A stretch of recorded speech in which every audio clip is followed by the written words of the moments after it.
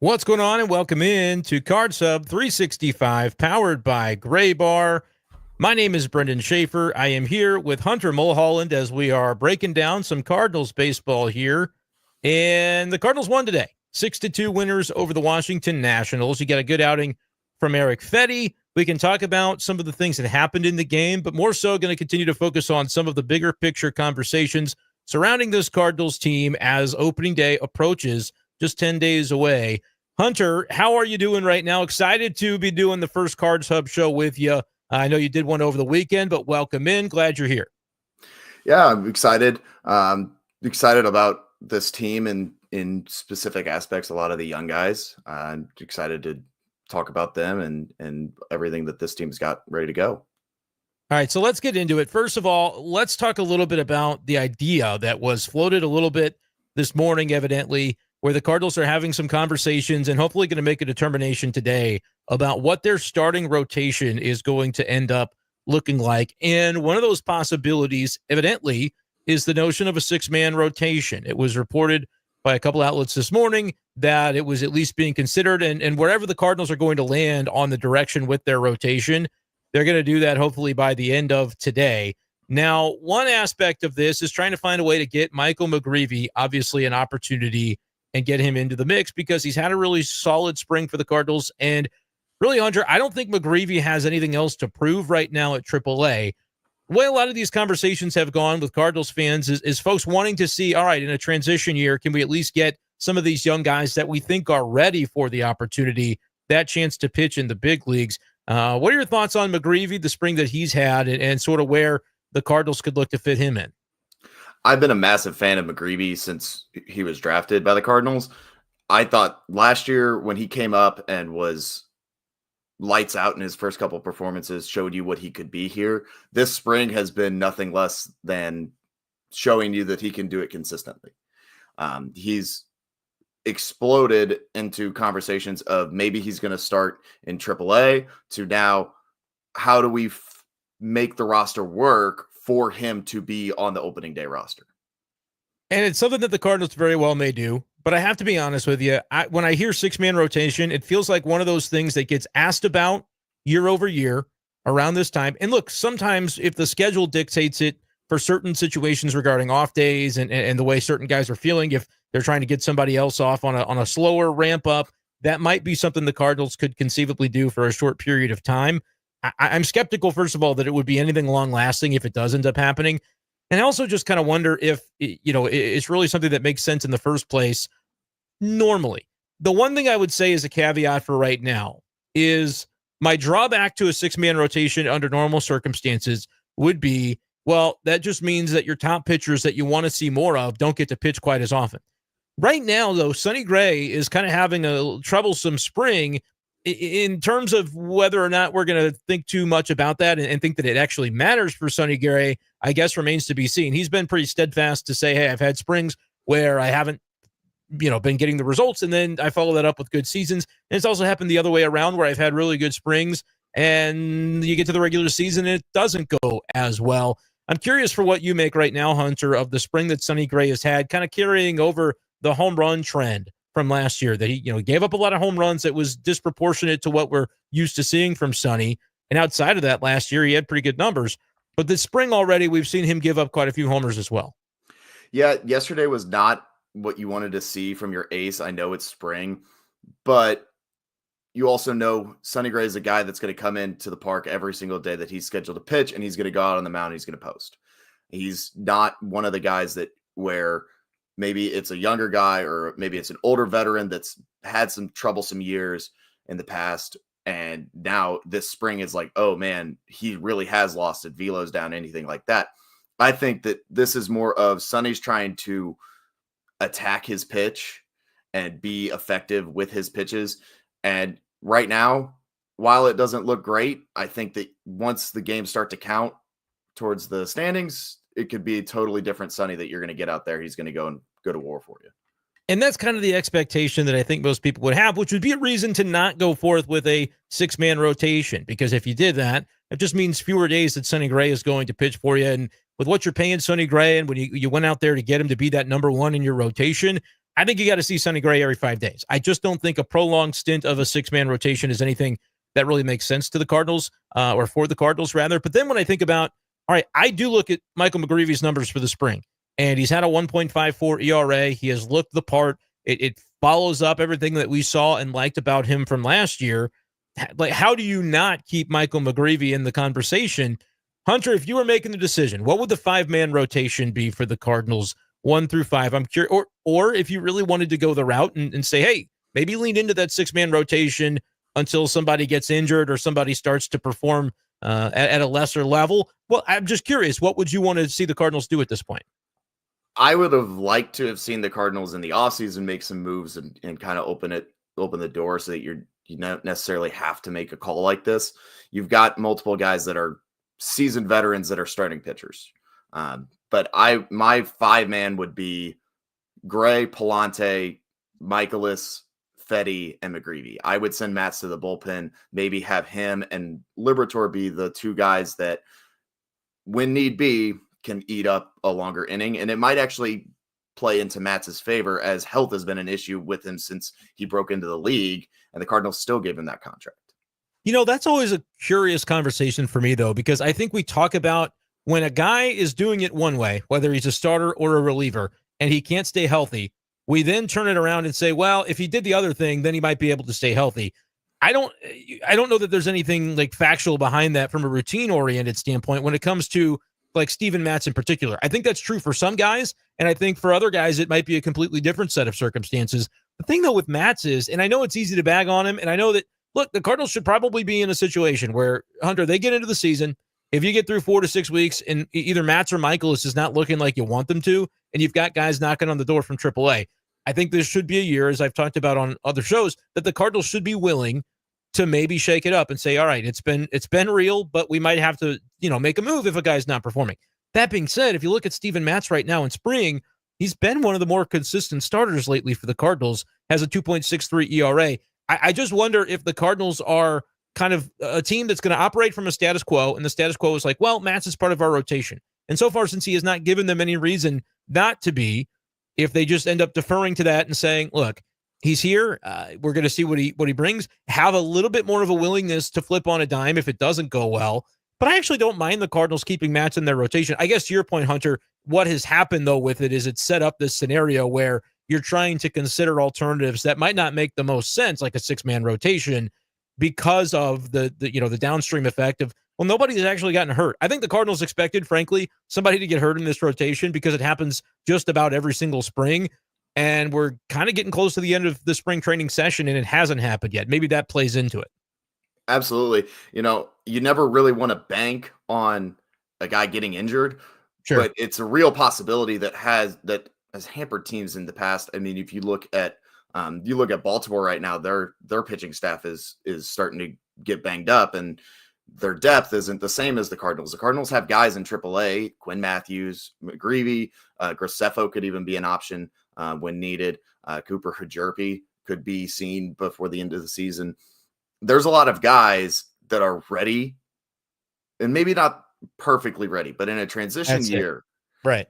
They're ready enough to where you say, hey, let's put you into the rotation, get you some big league innings, get you acclimated, so that next year, if this is what it truly is, and next year is going to be a year where they're ready to have a young team and go out and do it and go try and win the division.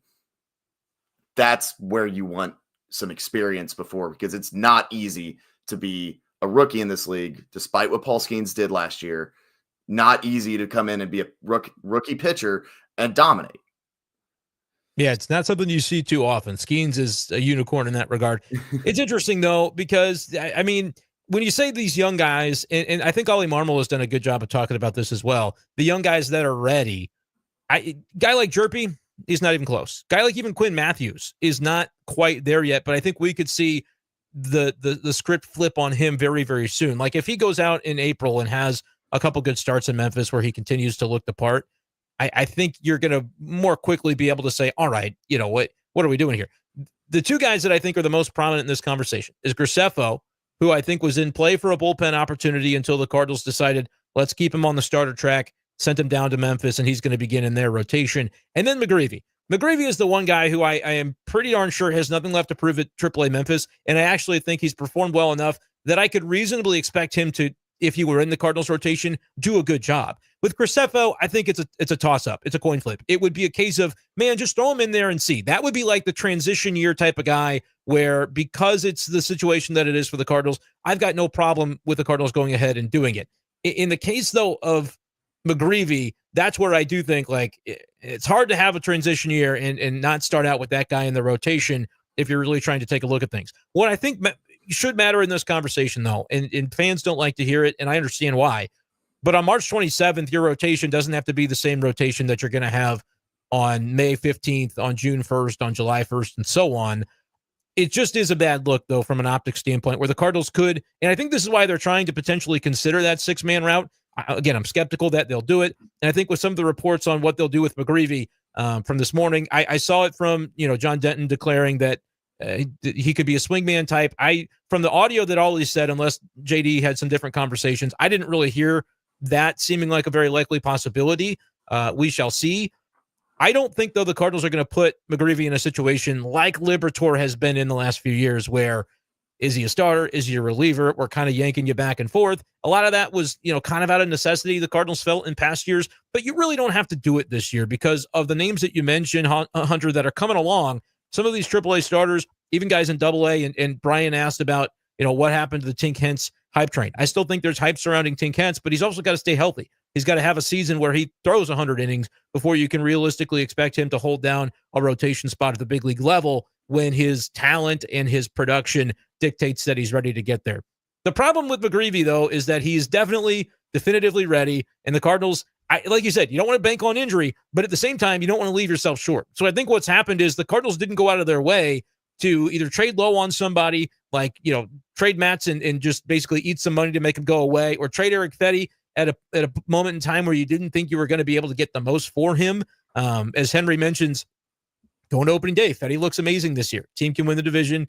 Team should not sell at the deadline if they're contending. This team could shock the world. And Henry, very optimistic, which we'd love to see. At the same time, though, it's like if you had done one of those moves where you traded away one of those starters prematurely, and then you had the Orioles type of spring training where your rotation is not as intact as you had hoped that it would be, suddenly I think people would feel very differently. It's hard, though, to get into that mindset because we're sitting here going, well, come on, McGreevy of all people has got to be in this rotation, but you didn't really organically leave a spot for him unless you do have to tell a guy like Matz, hey, tough decision. You've had a really good spring, but we're going in a different direction because your contract's actually working against you now. You've only got 1 year left, and we're in transition.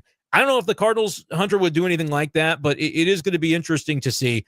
I want to get your take on, though, with McGreevy, what would you like to see him if, let's say it's a case where those other five are staying in the rotation. The Cardinals they're not going to move anything around there. Would you like to see him as the sixth man in the rotation, or would you prefer to say, hey, going with a 7-man bullpen could be a little bit of a risk with this rotation, not a super sturdy group necessarily?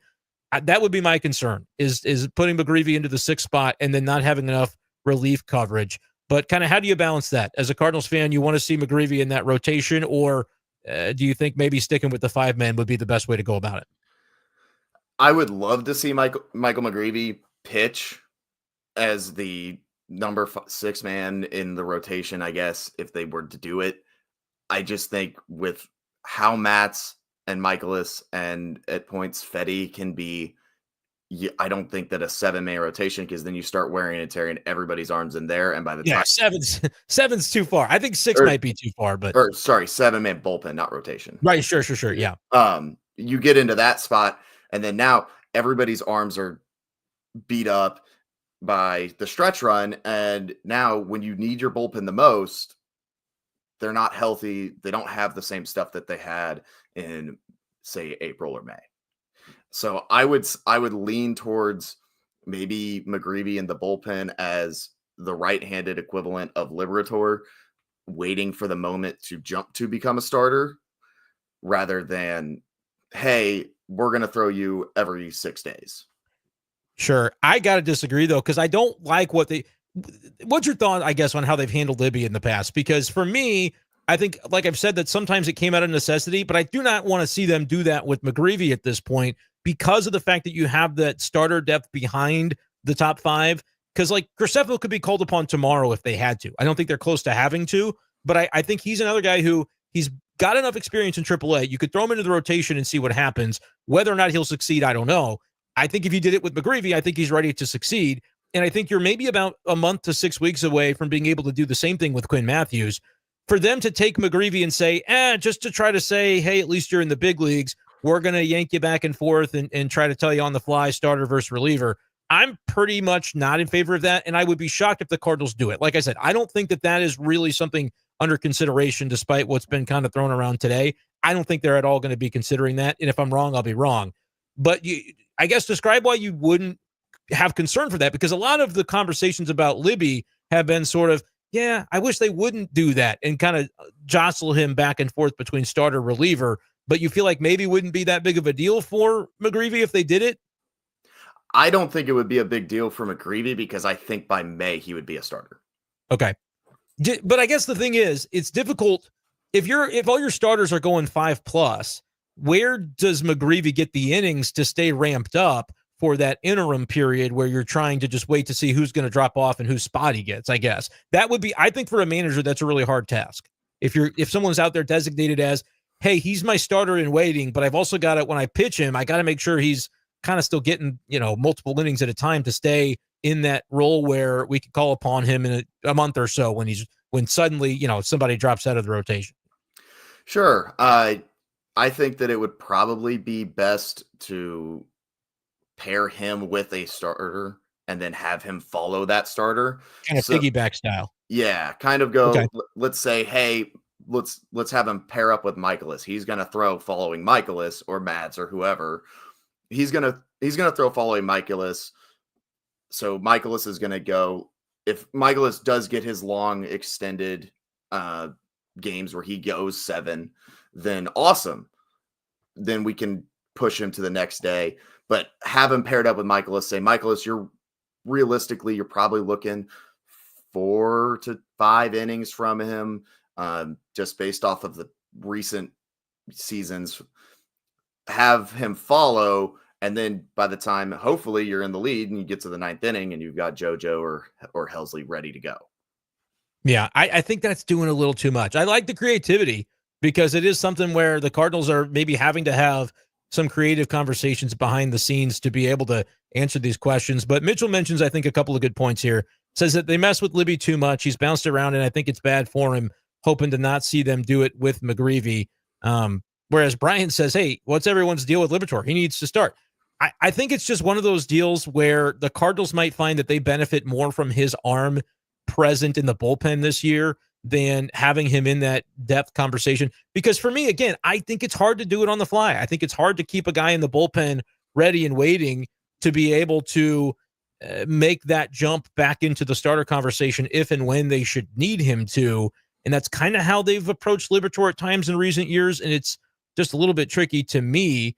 Me and Mitchell see it the same way. As much as I want to see McGreevy in the rotation, I'd rather him start in AAA and wait for, I wasn't seeing that part about the Michaelis. I'm not looking for Michaelis to have a 6 ERA, but I think there's some relevance to the idea that if you get through, a handful of starts for a guy who's on a 1-year contract, expiring deal, and it really doesn't look good, I think that's the point at which you would be able to maybe make a move. And certainly if the guy behind that starter is somebody that you really do have faith that they're ready for the rotation. Again, to me, that applies to McGreevy. I think it applies to Graceffo. Like then if you had 2 injuries, I think Graceffo would be my next guy in.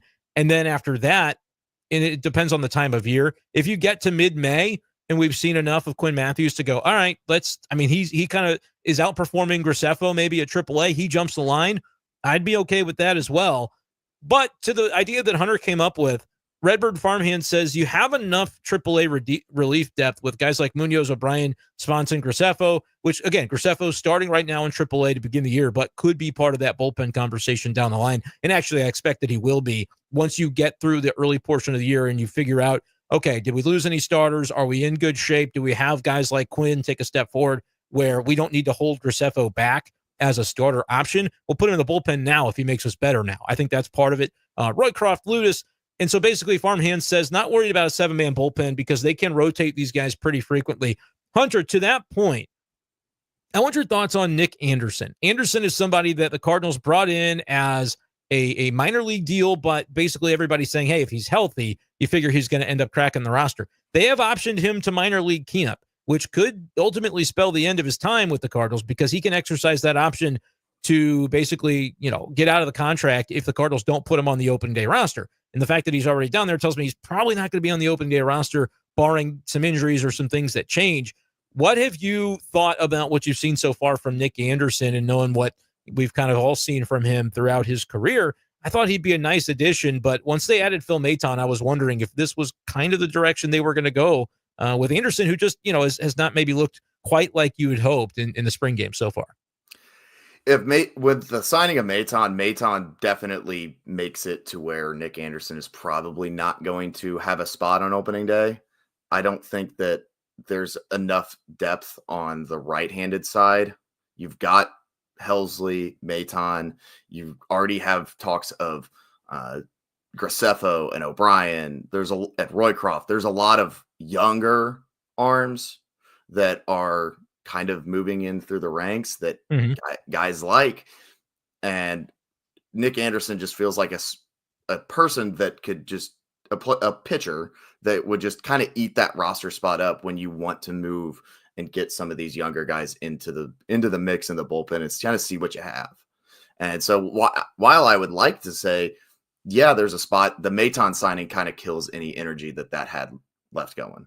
Yeah, because this comment from Farmhands, and I agree with what you're saying there, you could do it, but suddenly I think to pull off a 7-man bullpen, if you did start with a 6-man rotation, you would be needing to churn through this group of Munoz, O'Brien, Swanson, Graceffo, Roycroft, Ludus, and then you've got guys that are not on the 40-man that you could potentially add on if you ended up having enough room there. You can't do the churn as much if you don't have as many malleable spots. What would happen, I think, is guys like Ryan Fernandez, who we really kind of expect to be with the team most of the summer, if not all of the summer, like he was last year under the Rule 5 circumstances. I think suddenly then those guys are now being churned through, and you don't necessarily want that. Right now, though, it's Helsley, it's JoJo, it's Maton that truly cannot be moved in terms of going back and forth to AAA. The rest of the bullpen, provided Anderson's not in it, you do have a little bit more flexibility. But some of those guys like Libby, you figure unless he's starting in AAA, he's going to stay for the long haul. But even guys like John King could potentially be moved up and down. Ryan Fernandez this year could be in theory, but that's part of it for me is just, again, I'm not worried about opportunities because right now it feels crazy that the Cardinals, we can knock on all the wood that we want, have had a pretty healthy spring when it comes to their pitching staff.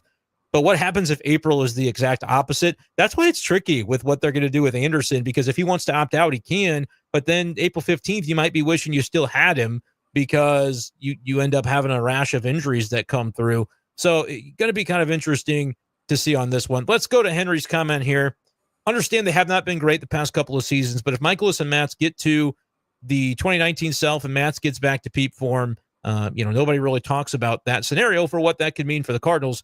What are your expectations, Hunter? Like you kind of had said, I wish they might have done some things in the offseason to clean this up a little bit. Definitely a position that the Cardinals are, maybe they're even thinking back and like, yeah, we should have been more aggressive had we known that we'd be on March 17th with still a healthy rotation and a McGreevy that clearly needs a spot. But I'm curious, what are your expectations for the performance from both Matz and Michaelis this year, guys that I think are going to be under the microscope as the season goes along in this sort of transition tag? Well, they always say that contract years are where the player is going to play their best, right? They have that extra motivation. For these two, as much as I would like to say, yeah, they're back to what they were, they haven't been like that. Matz hasn't been able to stay healthy, which I don't like to nag on a guy for being injured, but it's been a real issue in his career. Anytime he gets and is on a good, strong stint, something freak happens. With Michaelis, I would love to see Miles Michaelis go back to what he was in 2019. Is that realistic, seeing the last few seasons of Miles Michaelis? Not necessarily.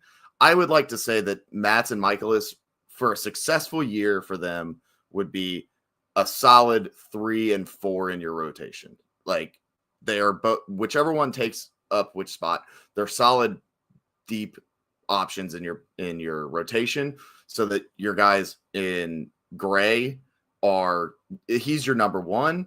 And then when you get, if the Cardinals do make it to October, these two guys are guys that we can trust going out on the mound when it gets to become that time. And we'll see. We'll see again. I think there are a lot of people who would be probably somewhat skeptical of the Cardinals making October anyway. But again, there are definitely ways that it could happen. I know everybody kind of went, got up in arms and said, what's going on with Michael Ciani? Was scratched today from the lineup. I believe it was just due to an illness. But real quick, Hunter, before we get out of here shortly, I want to ask you a little bit about your thoughts on center field and what's been going on, because it does seem to sort of be the key that unlocks everything else for the Cardinals lineup. Do they put Nootbaar in center field to try to fit the extra bat in the lineup on a day-to-day basis? Do they stick with a defense-first orientation that could include, honestly, it could include Michael Ciani, or if it's Victor Scott that earns his way onto the team, I think he ends up being a nice option out there defensively as well. But then how do you fit both Gorman and Burleson into the lineup offensively to kind of get those bats in there? Curious for your thoughts on just kind of the way that has progressed so far this spring. And I think it's more of a conversation now that we're starting to see Jordan Walker. He's back healthy. After today and had a nice double today, I think we're going to see Jordan Walker safely in the opening day roster rather than having to ramp up anything due to that little setback he had injury-wise. Kind of what's your thoughts, Hunter, on that center field situation right now? I think that it's Victor Scott's job. I think his spring has been fantastic. Michael Ciani has not looked very great. This spring, he's just not been, and you know what you're getting with him. You know he's not the best hitter in the world, but Victor Scott has been on a tear for most of the spring. I think that it's him. Victor Scott does go yard today. I think that helps his case even more. Nootbaar probably then just slides to left field, and then you're going to have to move Donovan to second base with Gorman and Burleson kind of duking it out for time as the designated hitter. There's a lot of options, and I think it all stems back to, with the youth movement wanting to do that and then not trading Nolan Arenado in the offseason, then now that's where you're getting the conversation of, is Lars Nootbaar your center fielder or is it Victor Scott? I think it should be Scott based on the production this spring and just kind of slide everybody around and see what happens, see what works. But it's still up in the air on whether or not they think that offensively is the best approach, especially after the last couple of seasons where the offense hasn't been their strong suit. Really, I think what it boils down to is the idea that, like, we can have in a vacuum these universal truths about what's going to happen with the lineup. We can say Alec Burleson's going to play, and he's going to play a lot almost every day against right-handed pitching, which I think is true. But I also can't find a way to maneuver that with a fully healthy lineup unless you put Nootbaar in center field with relative frequency, which I also don't necessarily think is a great idea for what that's going to do to the pitching staff and the collective defense of the team. So you are kind of caught between a rock and a hard place. I am still very curious what the Cardinals are going to do.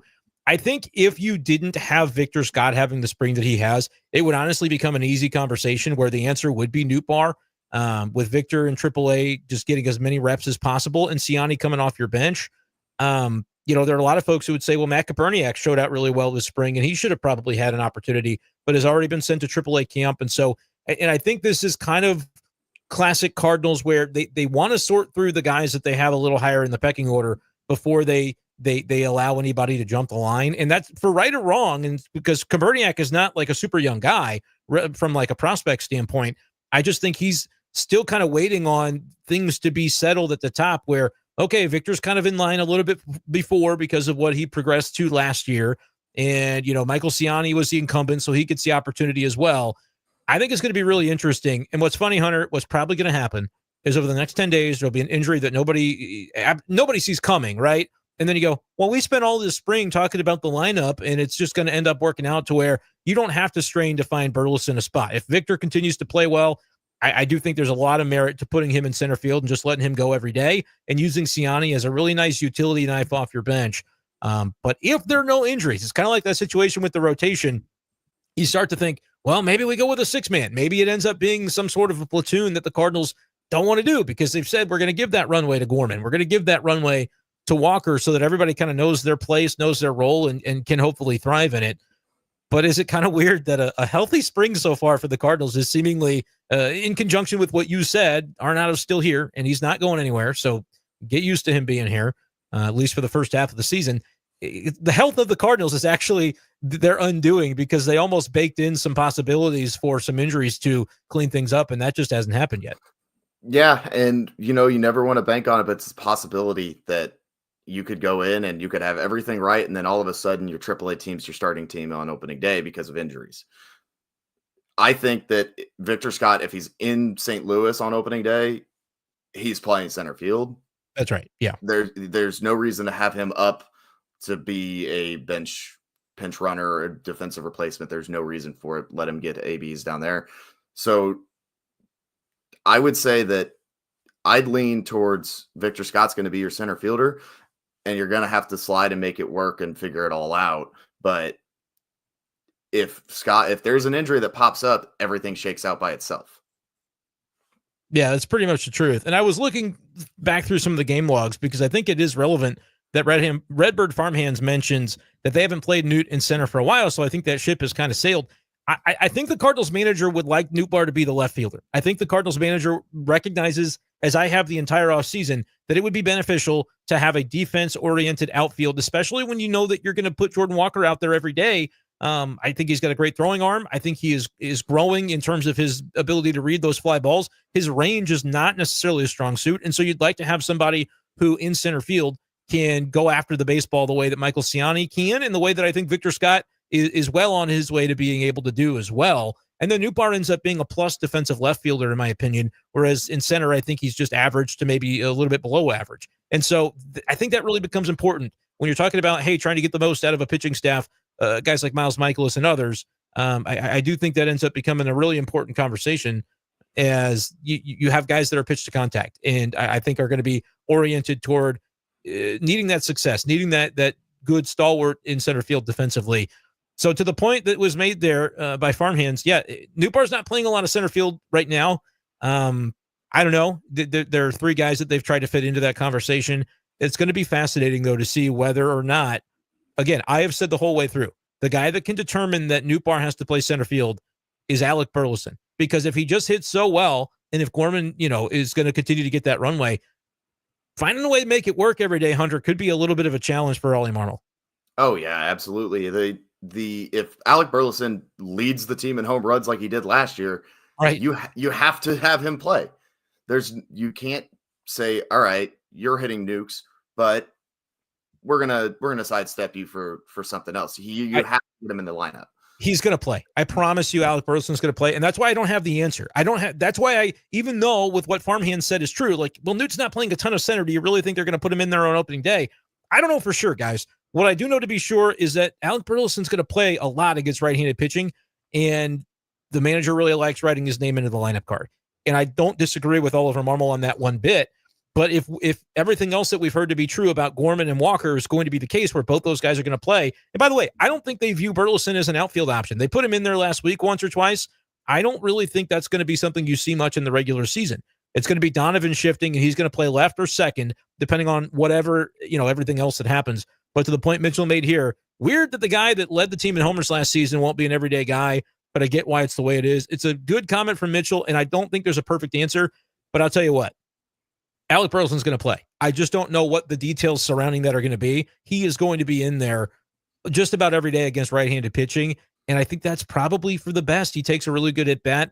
It's fun, though, putting together a mock lineup with Nootbaar in center field. I'll say that much. And it's not to say that I don't like Victor Scott. I really do, and I think we're going to see a lot of him this year.